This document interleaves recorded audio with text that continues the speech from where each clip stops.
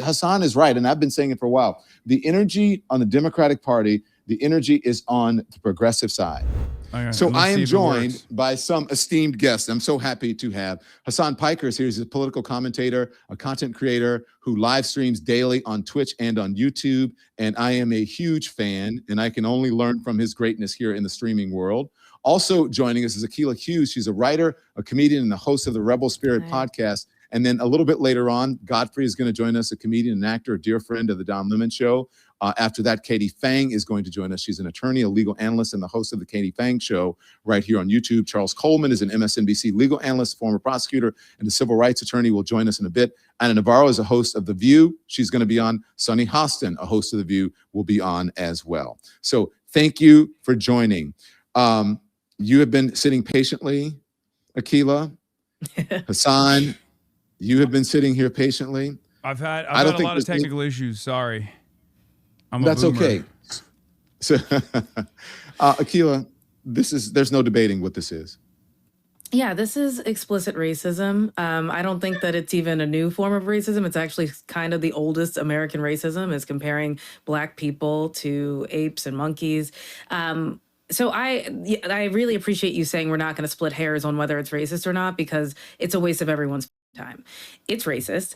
Somebody said hello in the comments. Hi. But I think what really struck me was how lazy Caroline Leavitt's lie was today. Like, saying it's a frame from The Lion King, when The Lion King for a very long time, most of my life, was the highest grossing animated film.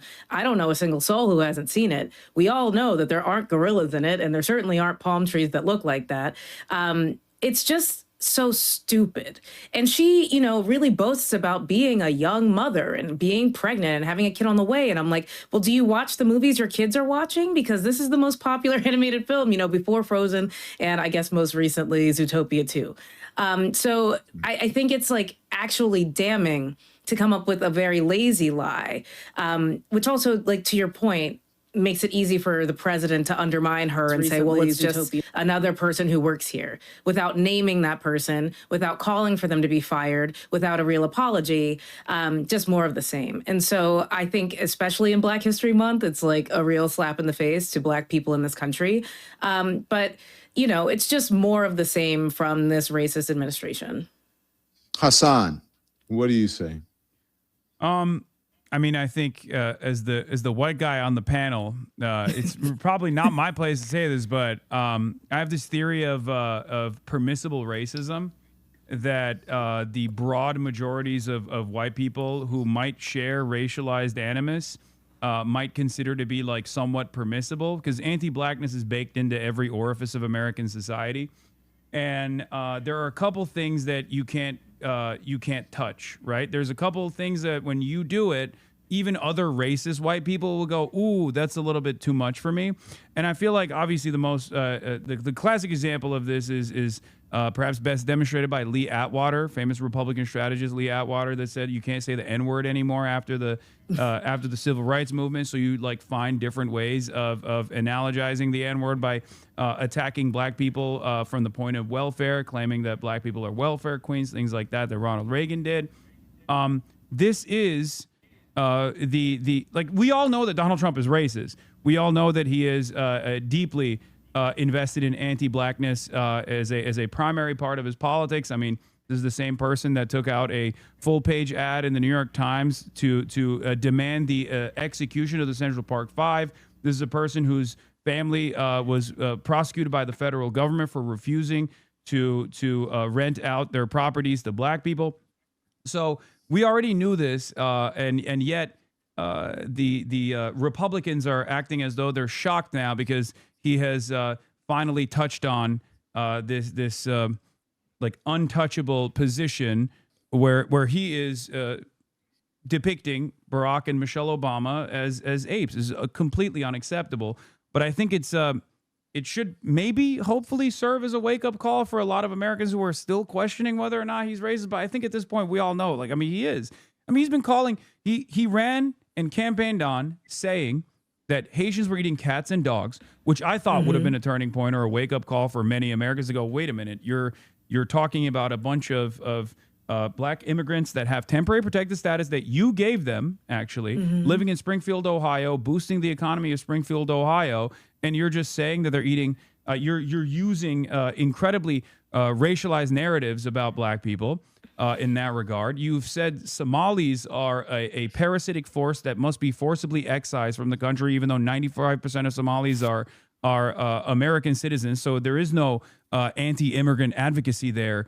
There is no ICE action that is justified at all in that circumstance.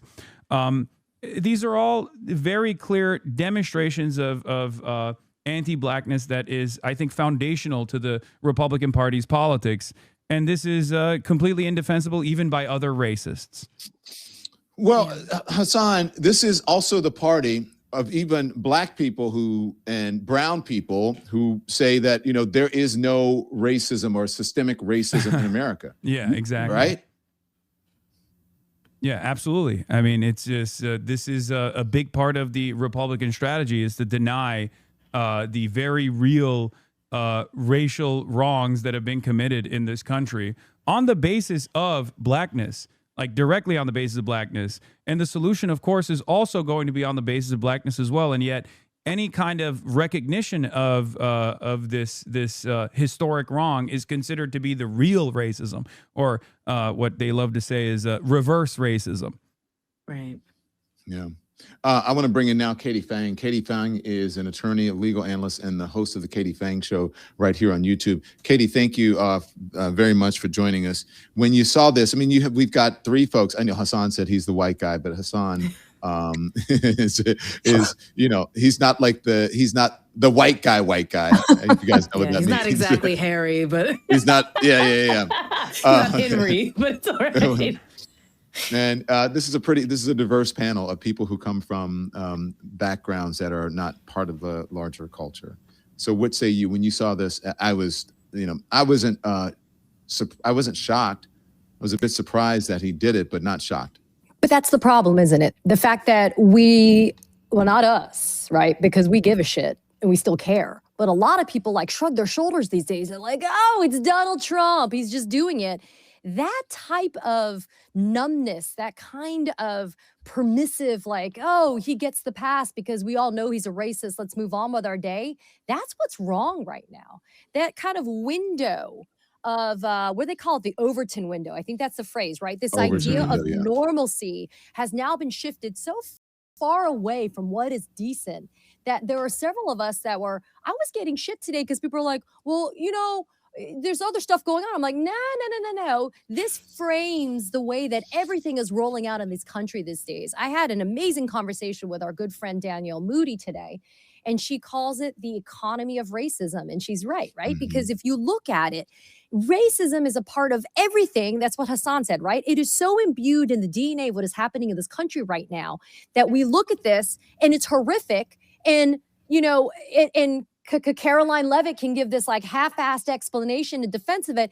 And then are we just supposed to move on in the news cycle when they blame some unidentified staffer who, by the way, they didn't say was fired. They didn't say that they were sorry that this person hijacked a Truth Social account, which Trump himself says that only him and Dan Scavino have access to, right? Like, come on, we're not idiots.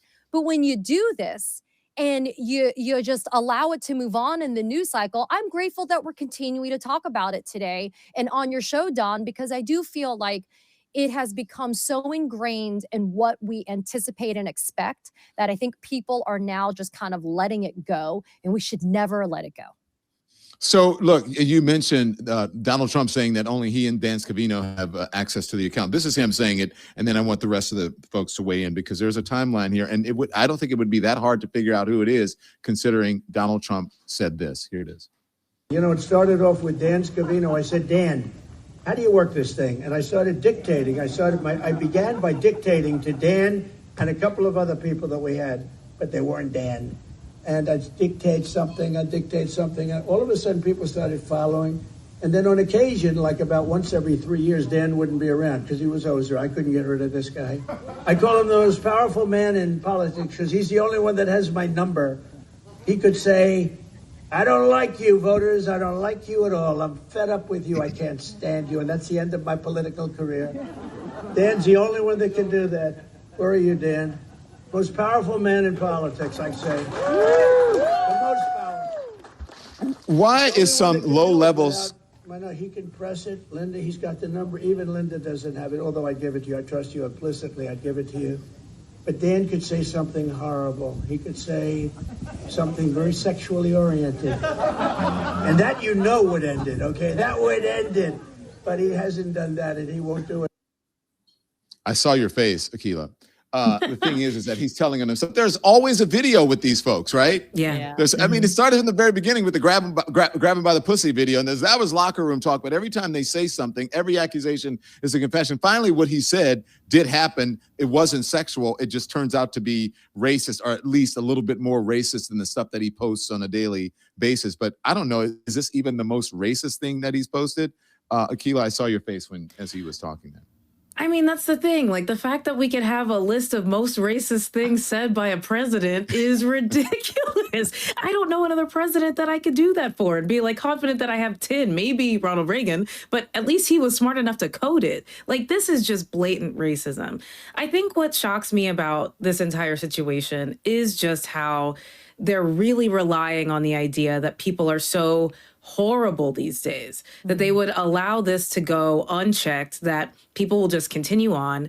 I mean, I love the Olympics. The opening ceremony for the Winter Olympics just happened. And I was like, wow, what a celebration of humanity across the globe.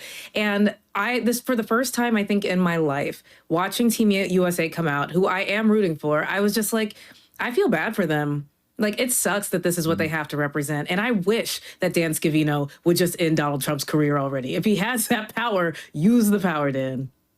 I don't know if this ends his career, because I think that even though the Republicans, and we'll play some of it or show some of it, there are more than normal. They're denouncing it, but I don't know if the MAGA base even really cares about this, because, I don't think if he even, I said, I told my team, what's next? The N-word, and would they even care about the N-word? No, they would not care. No, I don't think they would. Let's be real. I think in the absence of any sort of real material change that Donald Trump said he was going to bring, right? Because he ran on and won on a historic unpopularity around the economy, right? There were a lot of people who were frustrated with the way things were going. They experienced a year and a half of negative real wage growth under Joe Biden. And they never forgot about that, and they wanted to, I guess, that paired up with the racialized animus, wanted to vote for Donald Trump once again. And now that he's not delivering on that agenda, the only thing he can do is weaponize ICE as a Gestapo force on blue cities, punish Democratic leadership all around the country in any way, shape, or form he can, and really beef up the white nativist anti-migrant strategy, and also engage in unvarnished, vulgar, white supremacist sentiment like this. So there is an expectation from the base that he does this, but it's I guess the advantage here, or the silver lining here, if you can even find one, is that that base of support is diminishing. It's like around 20%, I would say, of the diehard ultra MAGA loyalists that want this, I like to call it vice signaling from the president, because they have nothing else to look forward to. So they want groups of people to look down upon. That famous LBJ quote comes to mind, right? And that's precisely the only thing that these people are clinging on to. So I say, let go of that 20% base that is purely reactionary, and try to focus on organizing around the rest of the country with the 80%, specifically around issues that pertain to their material realities, and hopefully launch a stronger opposition against Donald Trump to the best of our ability, and continue engaging in community defense. To that point about his supporters, Hasan, often, you're a better man than I, because I often see you on these panels fighting with these people, and I can't do it. But you're connected to the folks in the manosphere, and you have people like Andrew Schultz, who are now saying, this is awful, and he's trampling on the Constitution, or shitting on it, or whatever, or wiping his, I'm paraphrasing here, but it's a quote kind of like that. Didn't they know? And how is this playing in the manosphere today? Because I haven't had a chance to check it out. I think there's two different angles on the manosphere side. Obviously, the expected result of Donald Trump's popularity waning has caused a lot of people who weren't like super diehard invested in the ideological movement that he represents to pull out. Because for some of them, it's just clout, right? They were like, oh, Donald Trump represents clout.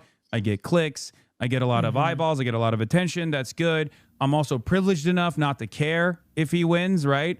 And they're reconsidering that calculation now that he's unpopular. There are also some who were, I guess, somewhat apolitical or present themselves as apolitical, even though they're clearly not. And one of the things that I've seen, at least in the manosphere side of things, has been Donald Trump's dealings with Israel in particular. That has actually caused a big fissure. For some, it has actually led to a momentum behind anti-Semitism and anti-Semitic tendencies as well. But for many others, like there were people who falsely believed in his anti-war narratives, that they thought that there were people, at least among the podcaster base, that like, oh, he would represent a change of attitude from the previous administrations and actually move in the anti-war direction. Now, I personally thought that that was silly from the beginning because I was there when Donald Trump was president for the first 4 years of his presidency, when he very clearly wasn't the anti-war president at all. And as a matter of fact, I think Joe Biden actually presented before October 7 a truer path towards being the anti-war candidate when he pulled out of Afghanistan, which was objectively a courageous thing to do, even though he was endlessly bullied for that perspective that he maintained.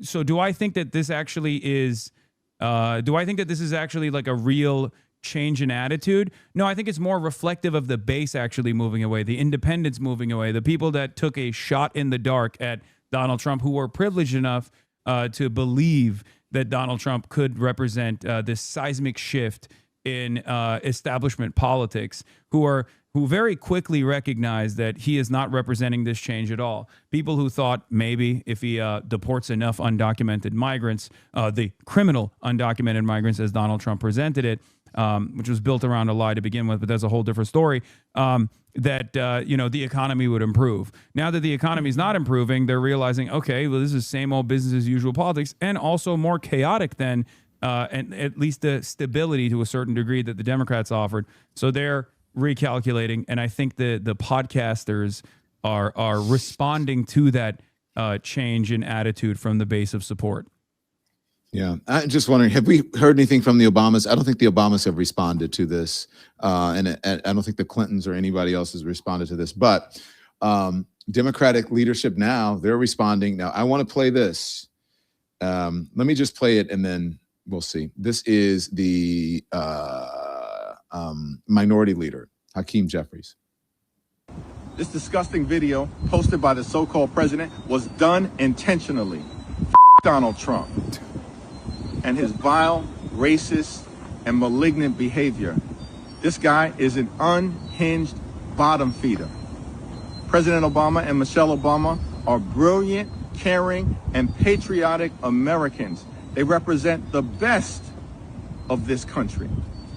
It's time for John Thune, Mike Johnson, and Republicans to denounce this serial fraudster who's sitting at 1600 Pennsylvania Avenue pretending to be the president of the United States. All right, there you go. I know you guys want to weigh in. But first we're going to get a word from our sponsors. And first up, everybody's going to get in, but Hasan really had a reaction there. So stand by. Let me say something very plainly to everybody here today. There's a lot, that we discuss, okay? A lot that we discuss on this show. And we talk about all of the bad things that happen, and stand by here. We talk about all of the bad things that happen and all of the things that we, that we discuss. Sometimes it ticks people off, sometimes it doesn't.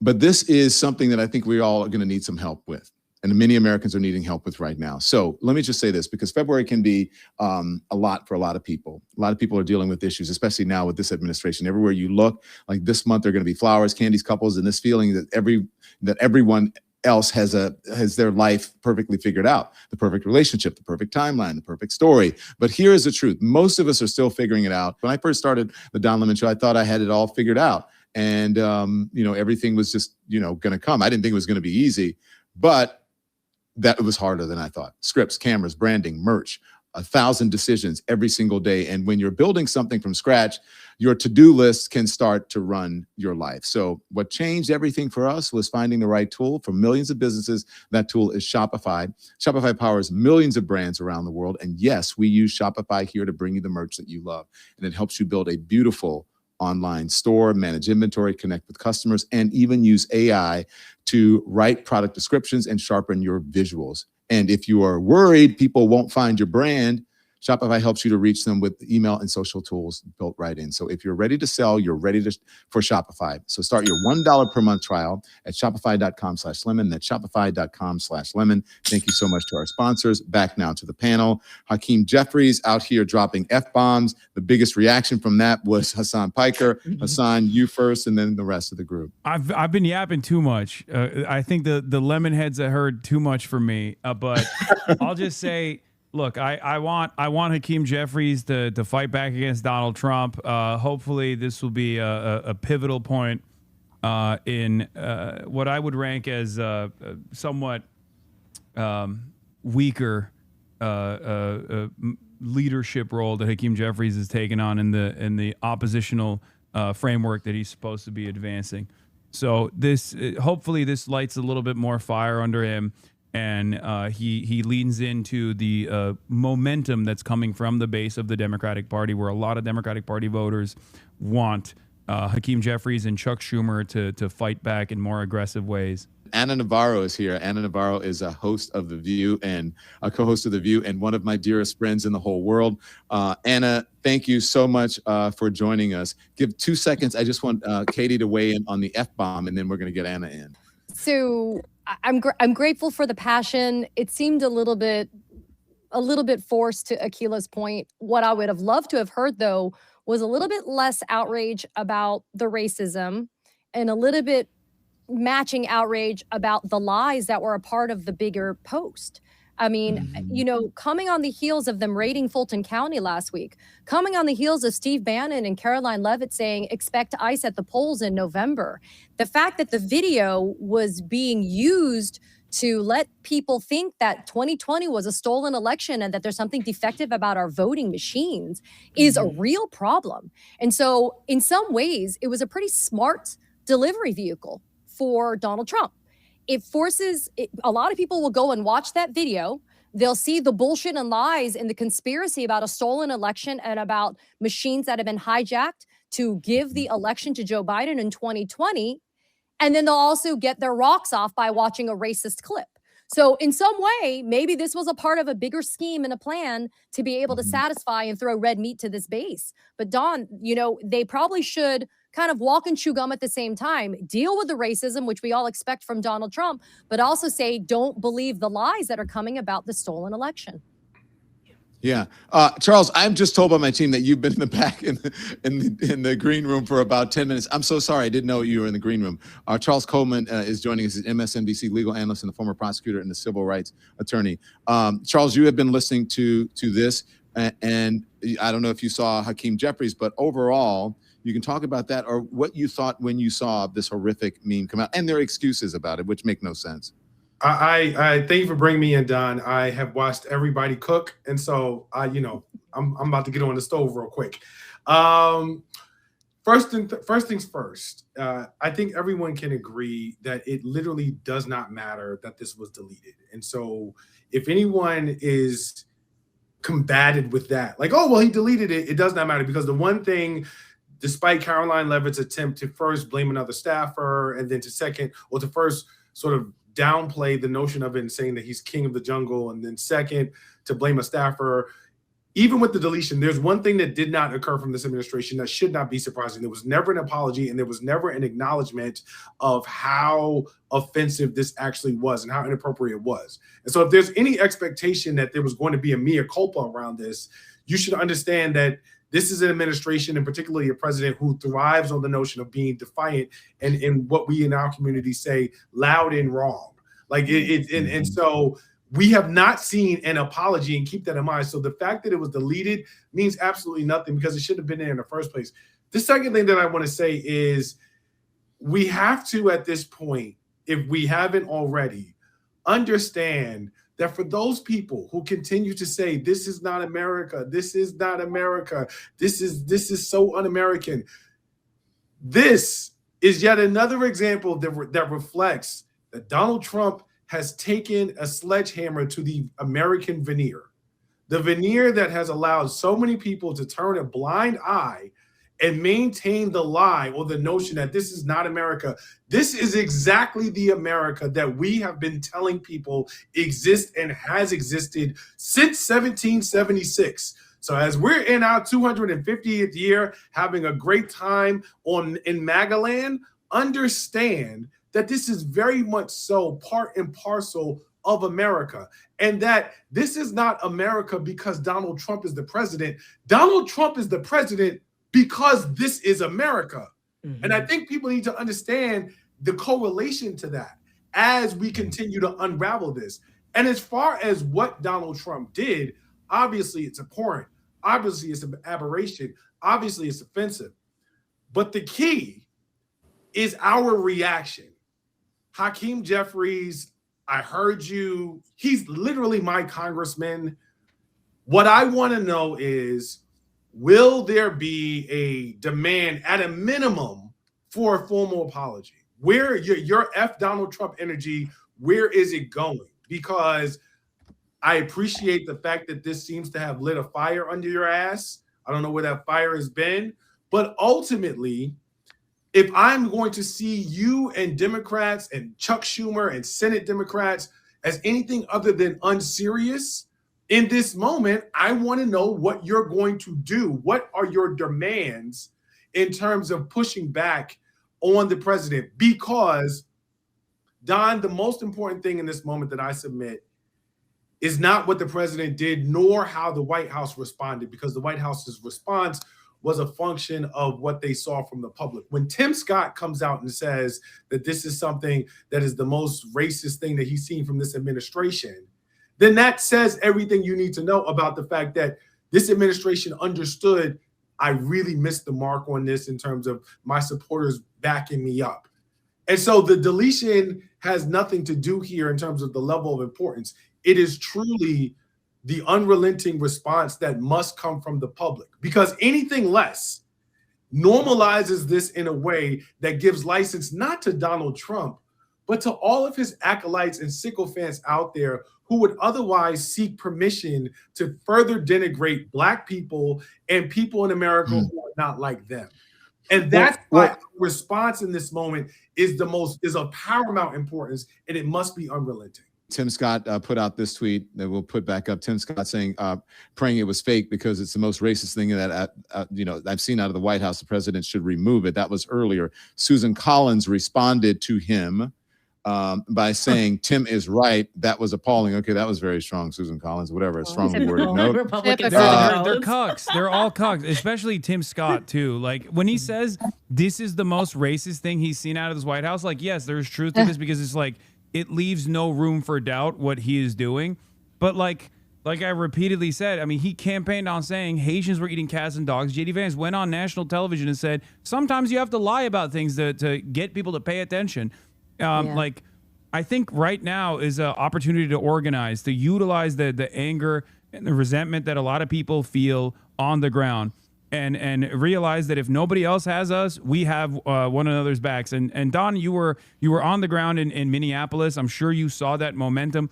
This is not just a base of support amongst the activists of the Democratic Party. That's one of the things that I have seen, at least in all of my protest coverage, that there is a unified front that is building right now, that is even expressing their discontent with the Democrats that will not do the right thing and actually hold Trump to account and gum up the works of his fascist tyranny to the best of their ability. So I think, like, outside of the Susan Collins and the Tim Scotts expressing their discontent with Donald Trump on this moment, and then going back to voting for his agenda every step of the way, I think that this is a real opportunity for, once again, to push back against this administration with our communities and organize at the basis of the community to make sure that we are still continuing to protect our neighbors if the administration tries to come back and do the same thing that they're continuing to do in Minneapolis right now. I also want to stress. Hang on one second. I want to ask you: do we have the thing that I asked Andy? Yes, we got it. So Hasan, I want to ask you something. I want to play this and then ask you about something that you just said. This is the call that that Anna mentioned just moments ago. I am a registered Republican. My dad was the president of American Pipeliners Association, so I came by it rather naturally. Voted for the president, supported him, but I really want to apologize. I mean, I'm looking at this awful picture of the Obamas. What an embarrassment to our country. All this man does is tell lies. He is not worthy of the presidency. He takes bribes blatantly, and now he's being a racist blatantly. They were supposed to deport the dangerous criminals. They were not supposed to go after small children, storm schools, bring terror upon, the little kids and the women and children, not just the immigrants in the school. All the children are scared. This is not a decent man. This is not an honest man. He openly takes bribes. He's pathetic as a president, and I just want to apologize to everybody in the country for supporting this rotten man. John, did you vote for him in all 3 elections? I did. I was sucked into the stupidity of creating jobs, and there are no more jobs in New Mexico. Things are worse than they were before. You cannot find a primary care physician. Our governor just passed some laws to try to help. If you are a young physician, we want you in New Mexico. Come here. There's a great need for you. All right. Okay, so Hasan, you said it's going to take a coalition, right, on the left and progressive, and then, but what about? Is there enough of that to help change the outcome in 2026 and 2028? Being there on the ground. Look, all I'm going to say is this, okay? A lot of blue ticket, straight ticket Democrat voters have, in my opinion, radicalized in these last couple of months, which is a good thing overall, because they are demanding more from their representatives on the Democratic Party front. I apologize if you guys are hearing my phone ringing in the hotel room that I'm in currently. I believe I have a guest that was supposed to be coming right now. But the other point that I was going to make is like that guy's apology is great. It makes us feel like we had the right mindset all along, right? But in my opinion, those apologies are hollow if he's not actually standing out on the streets alongside the rest of his community. Okay, I'm not going to sit here and be like, well, how could you have done this? You voted for him 3 times. It's not like he was any different the first time around, and he certainly wasn't different the second time around, and the third time around, it was all the same. Having said that, if this is his turning point, if this is his wake-up call, and he takes this energy from apologies to action, then that's great. I'm not going to cast aside allies in this fight. Anyone and everyone that will oppose the fascism coming from this administration is good by me, but once again, he has to turn this momentum into action, in my opinion. If there are Trump supporters who are watching the show, I doubt it, but they should also take heed of what I'm saying here and turn this apology into action. Mm-hmm. Don, quickly, because I need to run to some. I have my legends who are on, my members who are coming up, but I love hearing from you guys. So if you guys have final words, last parting words for us, please. Yeah, respectfully, and I usually don't do this on this platform, Don, but fuck that apology. And the reason I say that is because we told folks as much as we could about what was in this moment and what was coming. And so I don't need you to call anywhere and say how you feel. If anything, your apology is your activism, is your organizing. And that leads me to my second and last point, which is in this moment about organizing. The one message that I would like to send out around coalition building is stop waiting for other people, because if at this point they have not come and they have not shown up, they're not coming. And anyone who needs to see something more is not someone who you need to be worried about being in coalition with, because there's already been a very wide body of evidence showing you everything that you should need to be on the right side of right in this moment. Well, in this moment, I think a lot of people need to realize, especially those of us who came from cable news, people aren't looking for both sides because they know that there's one side is objectively awful. Yeah. And I think they're sick of people saying, well, this, and you got to listen to this, and doing panels on, MAGA voters and all that. I just think that people, Hasan is right. And I've been saying it for a while. The energy on the Democratic Party, the energy is on the progressive side. People want younger, fresher voices. There is nothing wrong with to say that, because you want universal health care, that's not a left thing. That's a human thing. To say that you want a living wage for people, they should have a decent minimum wage, a decent salary. That's not being a lefty. That's being a decent human being. It should be being a patriot to do all those things. So the people who have been promoting that the longest have been, whether you like it or not, Bernie Sanders. And from Bernie Sanders came AOC. And from AOC and others came Mamdani. And look at the people who have the most influence in media. If you ask anybody, who would you like to get on? AOC? Who do you want on your program? Bernie? Who do you want to hear from? Mamdani? Because that's what the people want. And Donald Trump in 2024 did, sadly, what the left did not do. He went where the momentum and where people were animated and energized and excited. And he electrified a new demographic that is now turning against him because now they realize that they were hoodwinked. Yeah, that's how I feel. Don, two really quick things because I know we got to go. One, if that guy sounds like he needs Affordable Care Act really badly. No shit, right? So he's probably feeling that. That's why he talks about the physicians in New Mexico.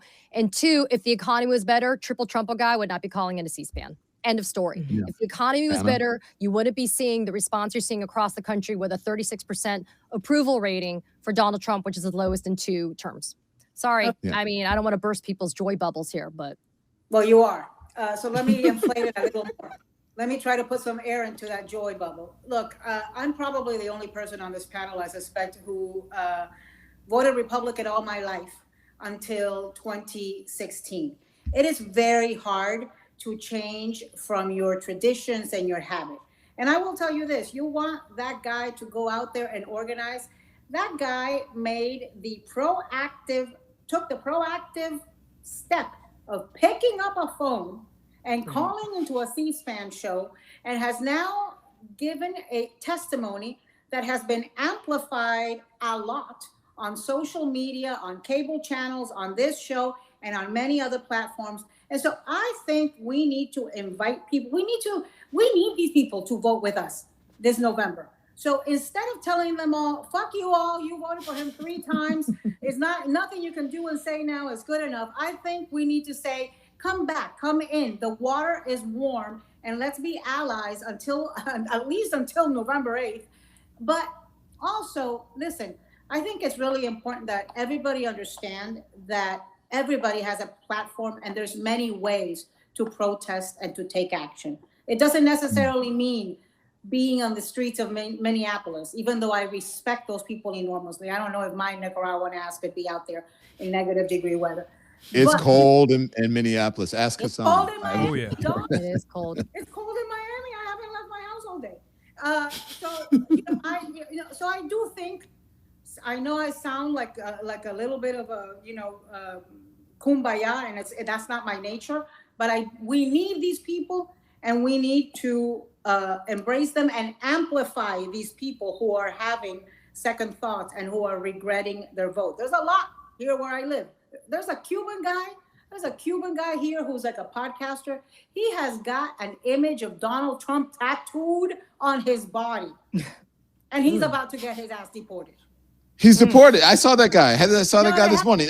Him yet. I found out. They haven't He's one of those. I will vote for Donald Trump. That guy, and then it's crying. So go ahead, Akila. Look, you can say what you want, but I'm asking you guys this: is this going to change anything?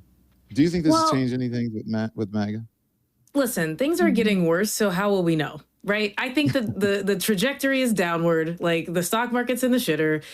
People, rich people, poor people, everybody's feeling the lack of opportunity. It feels like, recession o'clock. So I think that will we be able to pinpoint it to the moment where Donald Trump was racist? I mean, it could have started a few months ago if that's the case. We don't know for sure. I am really happy that there are people who are willing to invite these people in. I expect that guy to vote for Donald Trump in 2028. But I do think we need people like Anna who will welcome them in, because I can't do it. I'm very tired and I don't want to talk to them. But I'm glad that he picked up the phone, because I think, C-SPAN doesn't really get like huge hits often, but they do stick like grits when it's like an older person who's like a little bit seasoned, who clearly has, reluctantly made this phone call to be like, all right, finally, I can say it. I was wrong. I'm sure tomorrow he'll feel differently, but it felt good today to have that guy say monkeys is a step too far. Don, you gotta give the discount code for that thing to match you with a therapist.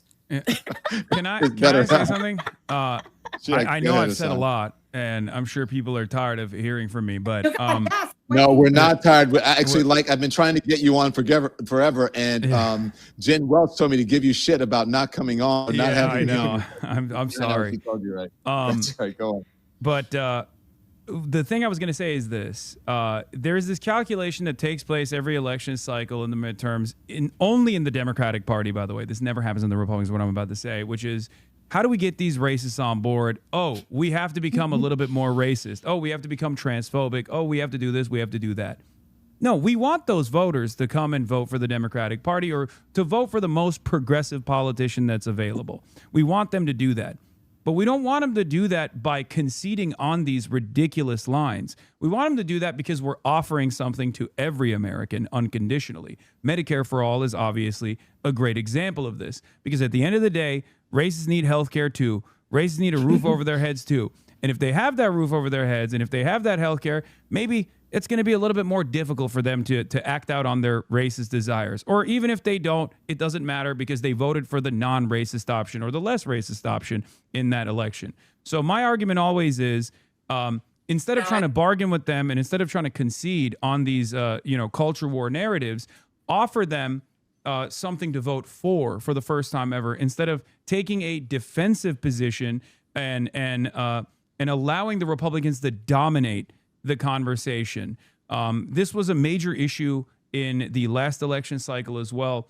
And I really hope that this is a opportunity for restitution from the Democrats. I'm specifically talking about the Democrats and what they could do in the upcoming election, in the midterm election, and what they should be doing already. Because there is a reason for why the Democratic Party's disapproval rating is also incredibly high right now. There's a tremendous amount of discontent towards the Democrats as well, and one must ask the question why. And I think that's because people are frustrated with their inability to address the things that Donald Trump is saying and doing, and mount a serious defense against everything that Trump is doing, which sometimes means playing hardball, which sometimes means continuing the government shutdown, for example, when the momentum is in your way, when the momentum is on your side. It sometimes means playing hardball and not conceding to some of the demands that the Trump administration will say yes to, like with respect to ICE, instead of immediately launching an opposition towards the base of support that's saying abolish ICE, instead of turning around and saying, no, we're not going to do that. The moderate position here is to reform ICE, to say, you know what, we should abolish ICE. That we should go back to the previous standard that we had when the Department of Homeland Security did not exist. It's a 23-year-old institution in this country. We act as though it was around since the beginning of time, but immigration at the end of the day is simply a paperwork violation, and it should not have this incredibly militant response. That you can go back to the INS and Border Patrol and Customs being three separate agencies, rather than under this mass state surveillance apparatus that is very clearly being used to not only dominate our migrant neighbors, but also American citizens as well. And then potentially in the upcoming midterms will be utilized against American voters as well. This is a real fear that I have, and I hope that the Democrats will address this before it gets to the point, and they don't launch an opposition that is a day late and a dollar short. Thank you all. Thank you, Hasan. I appreciate it. Thank you all. And look, these are the guys. I just want to introduce you guys. These are my legends. This is when you get to the highest tier of the membership. You get to be on. And so legends say hello to the guests. They're excited about all of you coming on today. And so it is their show after this. So thank you all. I appreciate it. Hasan, Katie, Akila, Anna, and Charles. Appreciate y'all so much. Okay, I'll see you And soon. you all better go watch Bad Bunny on Sunday. Oh, I was just gonna say Bad Bunny. Yeah, Bad Bunny. Bad Bunny. Bad Wait, Bunny. bye. Bye. Bad Bye, Bunny. guys. Bye, guys. See Ciao. you. Thank you so much. Okay. That was an interesting experience. I hope I was able to, soft pedal my my more radical perspective here. This is the guy that got deported. Yeah, the yo voy a votar por Donald Trump guy, right? Oh my God, I will vote. I will vote. I will vote for Donald Trump. The people go out to vote, no fear, no more. Vote for Trump. Yeah, me. I'm the guy who got deported.